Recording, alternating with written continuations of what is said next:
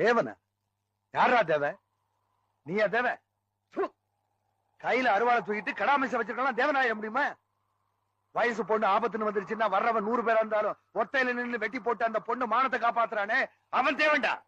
கட்டின பொண்டாட்டி கருப்போ சேவப்போ வத்தலோ தொத்தலோ அவ கூட சந்தோஷமா குடும்பம் நடத்திக்கிட்டு அடுத்தவன் பொஞ்சாதிய பார்த்து ஆத்தான்னு வாயார கூப்பிட்டு அன்போட பழகுறானே அவன் தேவன்டா.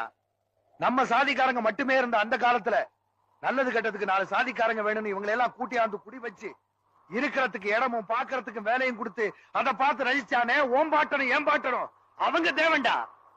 விவசாயம் முடிஞ்ச உடனே தனக்கு லாபம் வருதோ இல்லையோ உழைக்கிறவங்க கூலிய குறைக்காம கொடுத்துட்டு அவங்க சந்தோஷத்தை தான் சந்தோஷமா நினைக்கிறானே அவன் தேவன்டா. அதே சாதிசன வருஷம் நல்ல நாள் பெரிய நாள் அன்னைக்கு தான் வீட்டுக்கு வந்து புது துணியும் பொங்கச்சோறும் வாங்கிட்டு போறத பெருமையா நினைச்சு தலை நிமிர்ந்து நிக்கிறானே அவன் தேவன்டா.